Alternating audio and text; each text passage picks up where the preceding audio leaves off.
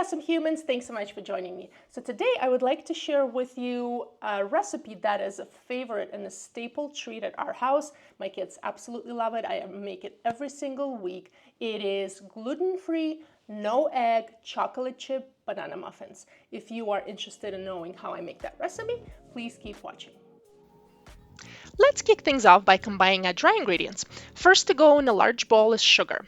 I typically add about 1/4 of a cup as I'm not a big fan of overly sweet muffins. Next we'll add 2 cups of gluten-free flour. I buy my flour from a local gluten-free bakery and it is a blend of white rice and millet flour mixed in with tapioca starch and guar gum. Up next is baking powder and I add 1 teaspoon per every cup of flour, so it would be about 2 teaspoons total for this recipe.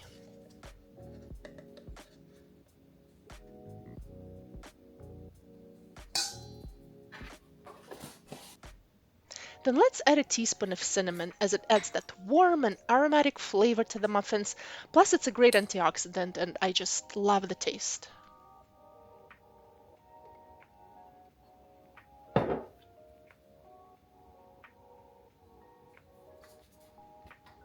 Lastly, we'll add about 1/4 of a teaspoon of salt. We don't want to put too much, just enough to enhance the flavor of the muffins. And mix it all together. All right, so we've got all of our dry ingredients all mixed up in here. It is time to combine all the wet ingredients. So what I'm going to do is I'm going to mash 2 bananas, pretty medium size, I would say. I like them fairly ripe. I actually think that it makes it muffins more moist and a little bit sweeter as well. So I like to go with the pretty ripe bananas. So let me mush them up.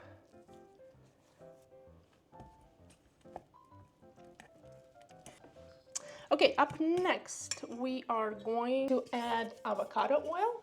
So this is the one that I buy from Costco, and the reason I use avocado oil, I know you can technically use any oil, butter even, is because it is very mild in flavor and it is very versatile, and I don't think it really overpowers any sort of ingredients that you have, so I prefer to use avocado oil. So I put about 160 milliliters. We want to make sure the muffins are, because they are gluten-free, that they are nice and moist. So hence why we put the oil in it. So, and up next will be vanilla. Vanilla, you could put, technically as much as you like. Whoops, where did it go? Whoopsies. So you can put as much as you like, but I usually put 2 teaspoons. 2 teaspoons of vanilla should be good. 1 and 2. And again, the vanilla that I buy is again from Costco. I think it's a pretty good vanilla and I use it quite a bit in baking. Alrighty. Okay, up next is goat milk. So my family prefers to drink goat milk, and the reason is, well, there's a few reasons, but one of them is my son in a very early age had eczema, and we were trying to figure out what was the source of that. So one of the things that we did earlier on in his age is switching to goat milk. And it is also very easily digestible, so it seemed to be a better alternative to cow's milk. And we kind of stuck to it. You know, it has, you kind of used to the flavor. I know some people might not like the flavor of goat milk, but trust me, you won't taste it in this muffins.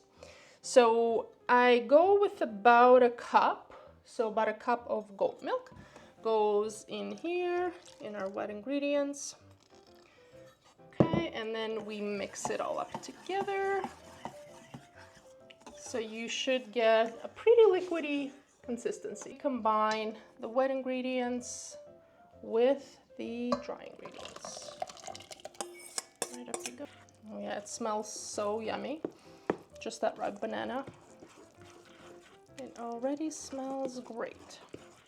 In terms of the consistency for these muffins, so you want it to be, let me show you, so about this consistency. Okay, so this is an excellent consistency for the gluten-free muffins.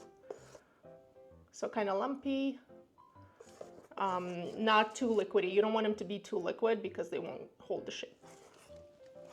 Okay, and the last step, of course, almost forgot, is the chocolate chips. So again, the ones that I do buy are from Costco, so the Kirkland brand, and they are semi-sweet chocolate chips.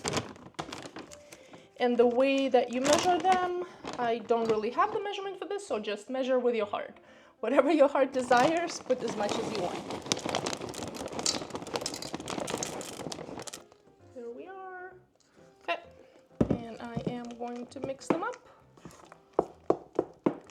Okay, oh yeah, this is really, really good. Really good consistency. Look up here, really nice. And the mandatory tasting test, of course. So yummy. Okay, perfect. Perfectly, not too sugary, not too sweet, just the right amount of everything. Okay, awesome. It is time to put them in the oven, and we'll put them at 360 degrees for about 33 to 36 minutes or so. Okay, and we'll be right back. Up in the oven they go. About 34 minutes later, look at those beauties. Here is a quick tip on how I make sure they are thoroughly baked. Of course, you can use the toothpick method, but I also do a spring back test by pressing on top of the muffin, and if the muffin springs back right away, they are fully done and ready to enjoy. Okay, and now my favorite part. Let's taste them. So you just want to make sure that you give it enough time to cool off before you actually start eating. Alrighty, look at this. Isn't this gorgeous? Look at this. It's just so perfect. All right, and they smell amazing, so delicious. Okay, so I want you to see how spongy they are. All right, let me show you what they look like inside. Oh my goodness, look at this. Look at this perfection. Oh, I just can't wait to try them. Oh. Okay, let's try them.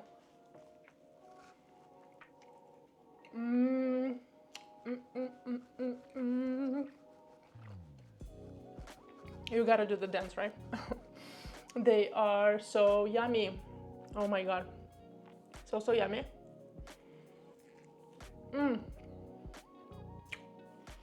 So moist. Like perfectly moist. The chocolate chips are just melting in there.